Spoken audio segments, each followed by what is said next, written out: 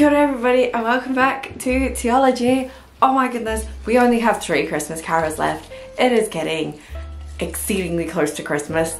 I'm quite excited. If you can't tell, I quite like Christmas. Christmas carol are we talking about today? We're talking about Feed the World, Christmas song.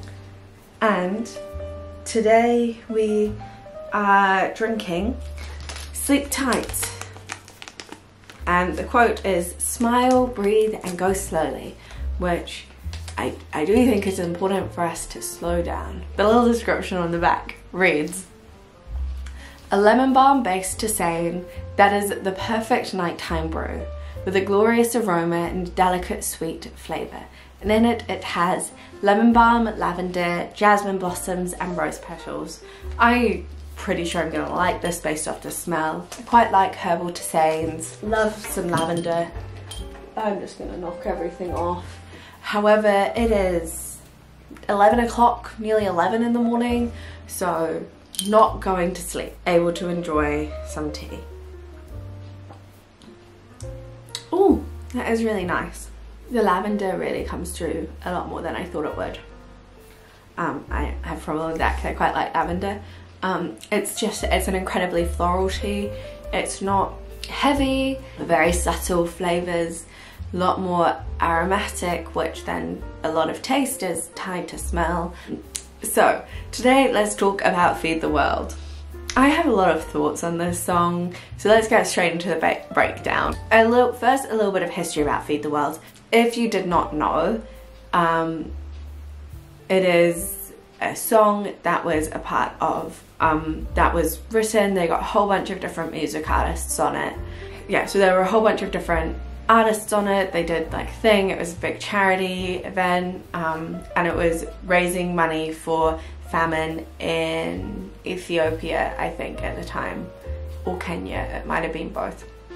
I could be wrong, but somewhere in that area, sort of sub-Saharan but North Africa, was a big deal. They redid it, I think, during the AIDS crisis, another version. So yeah, it's like a whole thing, but it was very popular at the time. It hit #1 charts, all that sort of thing for Christmas. For biblical accuracy, gave it a 0 because they're really not trying to be. They don't really. It's not about the Christmas story, so it's just not in there at all. Like, they're not even pretending it's there, but it still doesn't have it, so it gets no points. For theology, I could give it a 1. There's one of the lines in the song is don't be afraid, don't fear. It's a big concept in the Bible, but I kind of went, well, I've got to take away points if I'm doing that, because there are lines like, thank God it's them instead of you, which is not, I don't know, I just have problems with that. That's not really a theological idea that I think we should be expressing.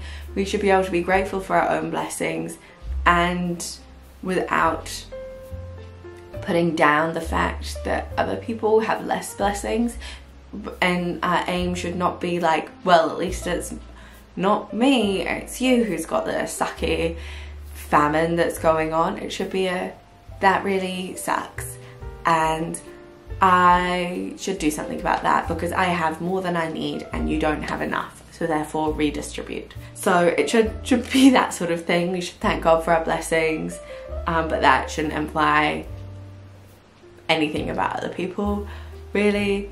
So yeah, I don't know. That's probably one of the main ones that really jumped out at me there. I was like, oh, theologically this is a bit touchy. So I'm gonna give it a 0 because it really doesn't, where it could gain points, it really loses them in how it develops everything else. For pastoral ministry, I did give it a 2 because the point of this song is about going out with our faith, or about going out, looking outside ourselves, and being there and supporting other people and stuff, which I think is an important message that we want to be sending, especially at Christmas. It shouldn't be about ourselves and how many presents I'm getting. It should be about going, how can I bless the other people around me, and how can I care for my community? How can I care for the world? Because if God so loved the world and wanted to save people and save it, then I should too. And he came to do that in the most innocent way possible to start with, and so should we. So I gave it a 2 because it's got something, but it's lacking, and some of its execution is really questionable, especially with some of what it says about Africa is kind of questionable. I believe the intention was wonderful. The execution lyrically sometimes failed. Musicality, it's a pop song, it's a good time, it gets a 4. It was a big deal. These sorts of collabs often are fun, and it's fun to sing, so it does get a 4. It did decently in the musicality category. It does not get the bonus point because it addresses that there is no snow in Africa, but then it says it like it's a bad thing. And I'm like, most of the world doesn't have snow for Christmas, so it's not a bad thing. The people who do have snow are the weird ones. The people who do have snow on Christmas Day, the ones that are weird, not the ones who don't. And some my other thoughts that are really what took it down in my things is some questionable lines, particularly in the pastoral ministry category. Like, it says, in the land where no rain or rivers flow. Like, yes, Africa does have droughts, but it does rain there, and rivers do definitely flow there. It is literally home to the Nile. It's the world's longest river. Rivers definitely do flow there, but like, it's cool, whatever. Oh, by the way, Feed the World is like, do they know it's Christmas time at all? They definitely know it's Christmas time.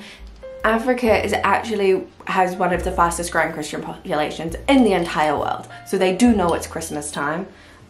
Definitely, Ethiopia, the Ethiopian and Egyptian churches are huge. So, you know, it's definitely, they definitely know it's Christmas time, because you know what Christmas time is about? Jesus, God. That's what it's about. They definitely know, they definitely, like, there is a recognition of the Saviour's birth, you know? And yeah, like, I feel like they definitely know that. So, I don't know. It's an interesting song. There's been a lot of controversy about it, like, lyrically. What it was aiming for, what it was trying to do at the time, like, it was definitely a good thing. I think the intention was there, the execution wasn't always there. But did it do what it needed to do? Did it do what the song was trying to do? Yes. Is it still fun to sing? Yes. Maybe I'll just keep singing the Feed the World bit. But overall, it gets a 5. Yeah, I think I gave it a 1 for pastoral ministry. Yeah, so it gets a 5 out of 21.